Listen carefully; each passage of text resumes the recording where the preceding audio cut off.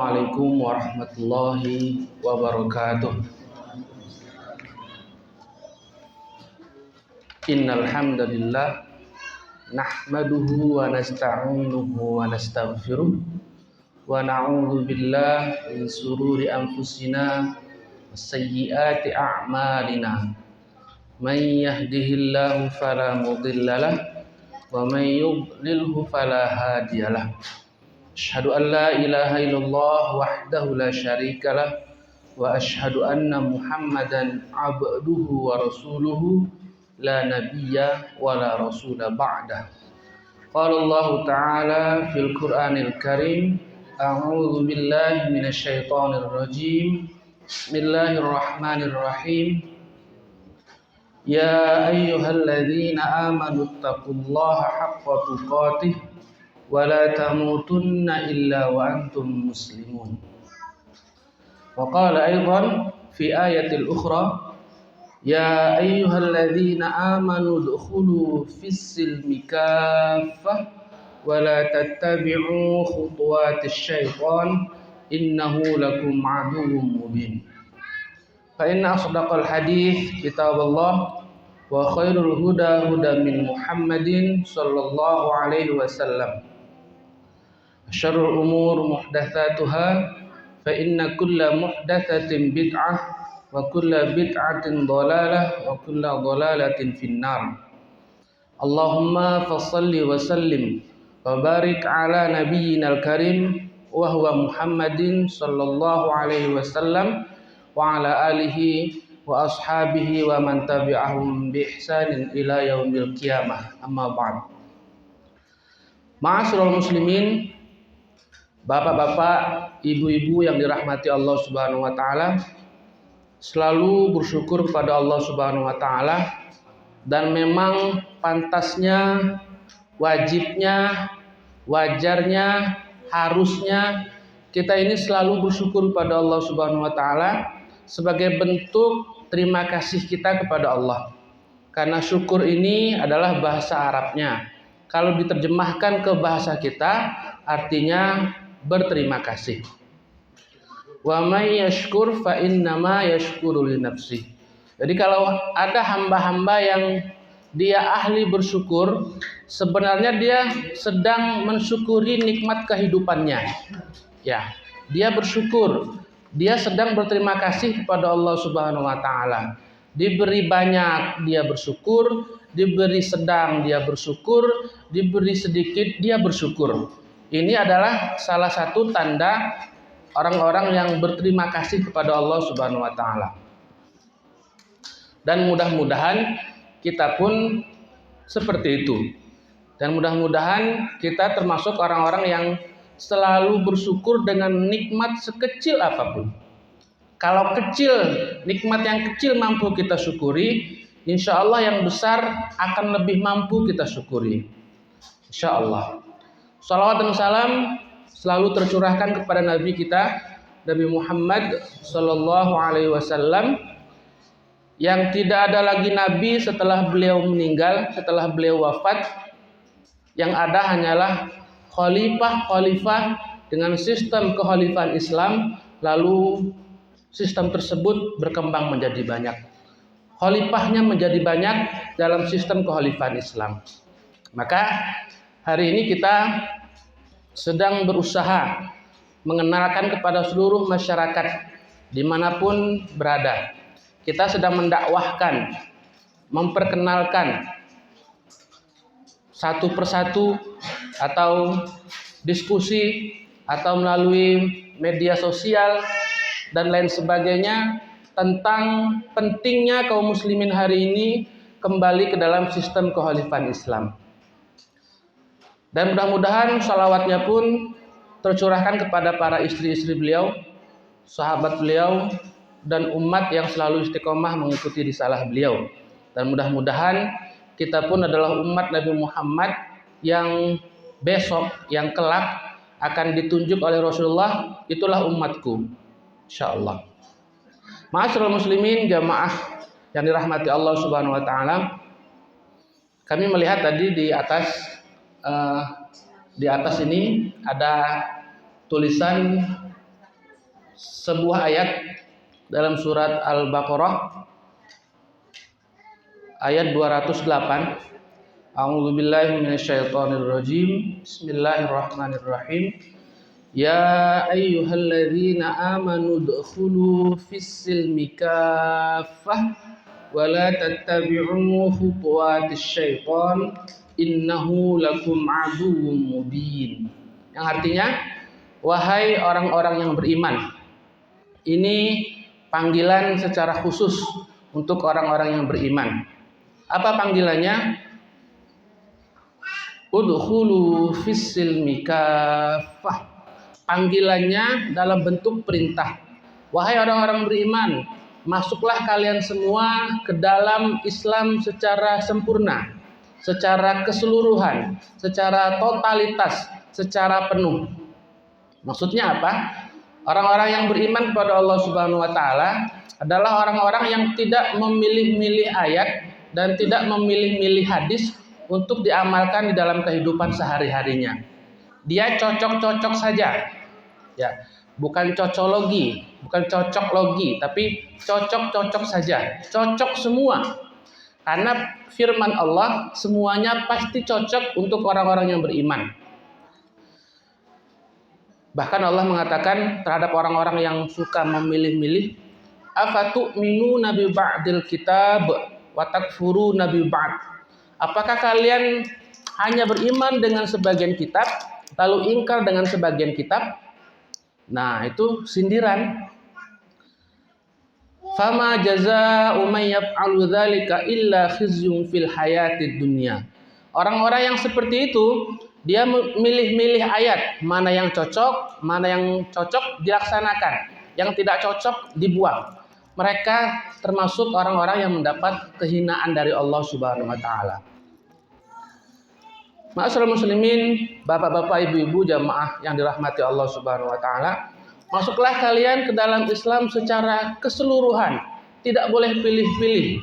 Kalau ketemu ayat sholat, ya kita sholat. Ketemu ayat berzakat, kita zakat. Ketemu ayat berinfak, kita berinfak. Ketemu ayat menutup aurat bagi laki-laki dan perempuan, tutup aurat. Ketemu ayat berbakti kepada kedua orang tua, berbakti kepada orang tua. Semua yang diperintahkan kita laksanakan.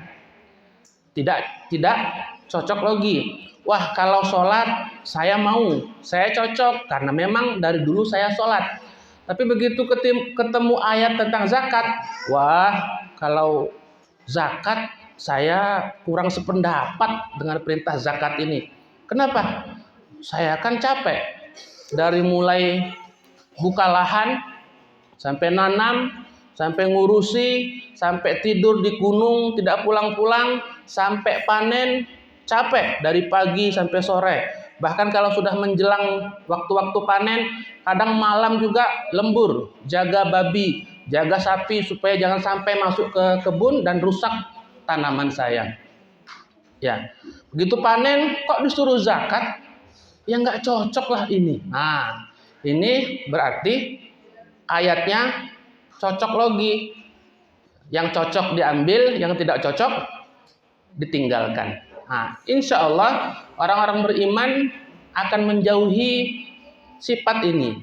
Orang yang beriman tidak akan mengambil seperti yang diambil oleh orang-orang yang tidak beriman kepada Allah Subhanahu wa taala.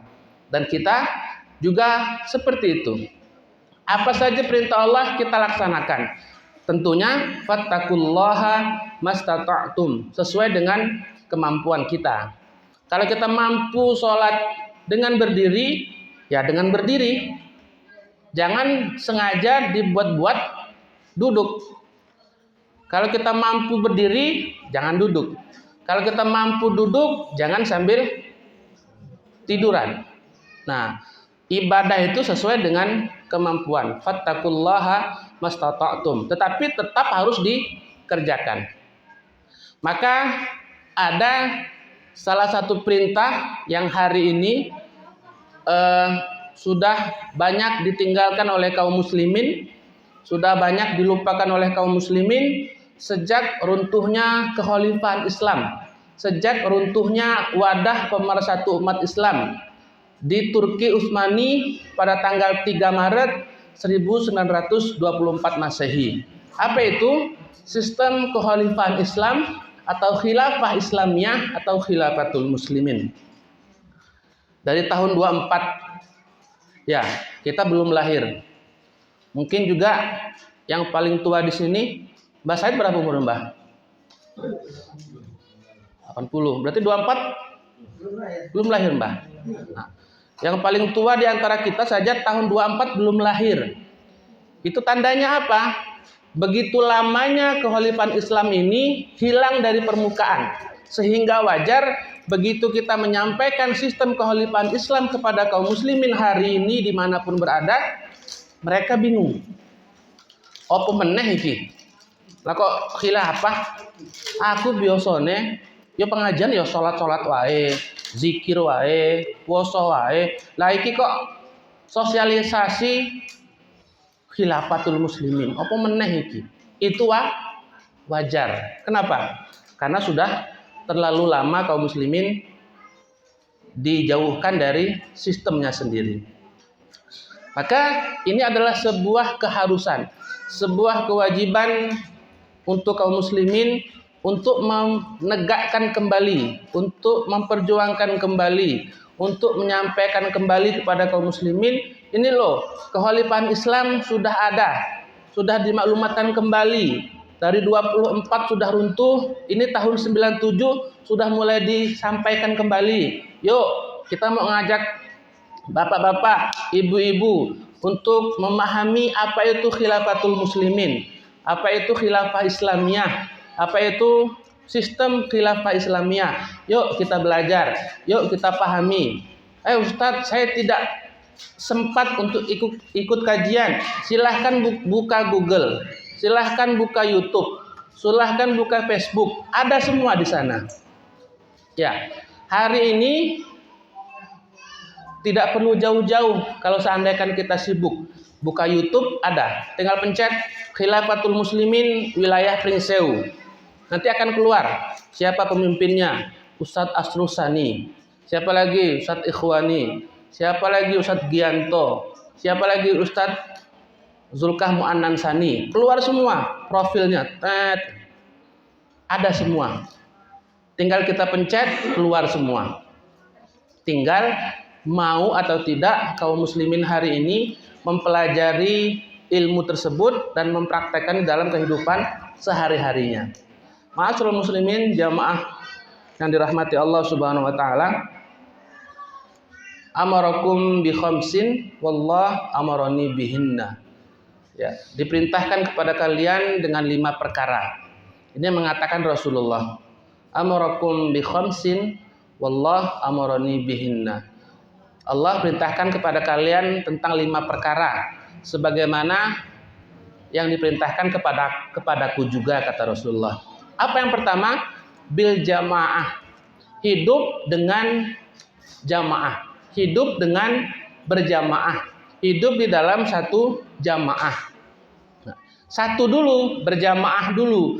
Karena memang secara rasional, secara akal, berjamaah ini pasti menguntungkan siapapun. Punya kekuatan, apalagi bisa saling bantu-membantu, bisa saling peduli, bisa saling mengerti. Kalau ada kesusahan, yang lain pasti akan tahu. Nah, ini keuntungan berjamaah. Ya, kenapa diperintahkan berjamaah? Karena berjamaah ini penting. Pernah saya sampaikan bahwa seseorang yang ingin membangun rumah, ini dia harus mengumpulkan semua komponen.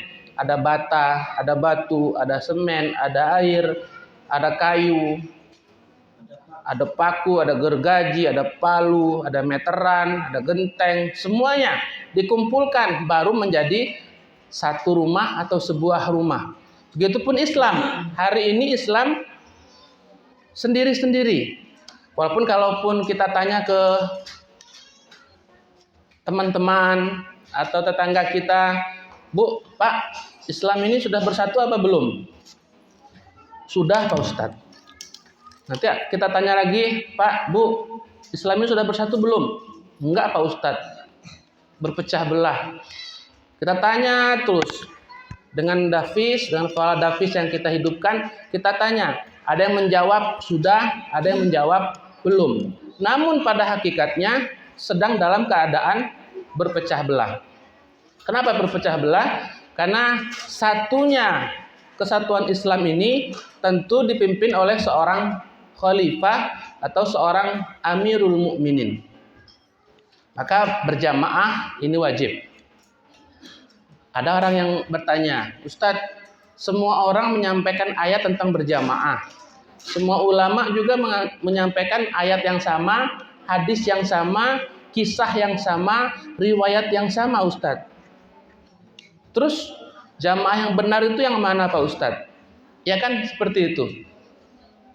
Bahkan hari ini di mana-mana para ulama berkumpul musyawarah hanya ingin membicarakan khilafah.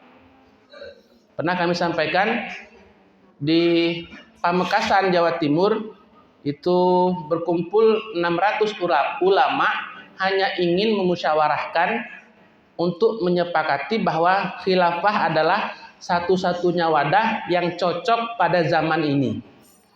Dan mereka sepakat bahwa khilafah adalah satu-satunya sistem Islam yang harus ditegakkan. Di Jawa Barat juga lebih banyak lagi, 700 ulama berkumpul sepakat bahwa khilafah ini hukumnya wajib ditegakkan. Semuanya yakin, semuanya menyampaikan khilafah, semuanya membicarakan khilafah. Tetapi khilafah yang mana? Ya kan? Kalau cuma teori-teori tok, ngomong-ngomong tok, khilafah wajib. Tapi khilafahnya tidak ada. Kira-kira bagian dari teori saja, kabura maqtan indallah, atau harus segera mempraktekkan. Maka kalau kita tanyakan kepada kaum muslimin hari ini, Pak, Anda membicarakan khilafah, Anda percaya khilafah itu wajib, Anda percaya khilafah itu perintah Allah Subhanahu wa taala. Ini sekarang khilafah itu sudah ada, sudah dimaklumatkan dari tahun 97. Nah, kami mau mengajak Bapak, Ibu untuk bergabung dalam sistem kekhalifahan Islam. Kira-kira bagaimana? Nah, seperti itu. Karena hari ini ulama-ulama sudah sepakat khilafah ini adalah sistem terakhir yang harus diperjuangkan kaum muslimin. Sepakat. Tinggal kita giring mereka, tinggal kita arahkan mereka supaya bersama-sama bergabung di dalam jamaah khilafatul muslimin. Ustaz, kenapa lagi harus khilafatul muslimin? Kan dalam hadisnya khilafah atau yang umum dikenal dengan khilafah Islamiyah. Ini kok di Indonesia khilafatul muslimin, Pak Ustaz? Apa bukan bid'ah itu?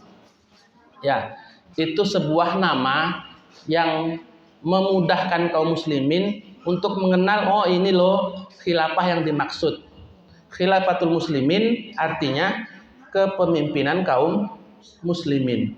Khilafah Islamiyah artinya kepemimpinan milik orang-orang Islam. Nah, sama saja sih. Sama saja kurang lebih. Maksudnya seperti itu. Ya.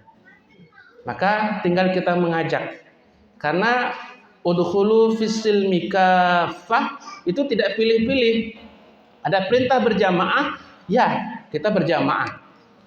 Nanti Pak Ustadz belum ada dukungan umat, belum ada daerahnya, wilayahnya, belum ada kekuatannya, belum ada apa lagi, belum ada yang lain-lain dan sebagainya. Kita tunggu dulu Pak Ustadz. Kalau itu sudah ada baru kita akan bergabung. Pertanyaannya, itu akan tercapai setelah kita mulai atau kita hanya berangan-angan saja? Tentu setelah kita memulainya. Ya. Kita mau makan. Saya mau makan. Tapi saya duduk saja di sini.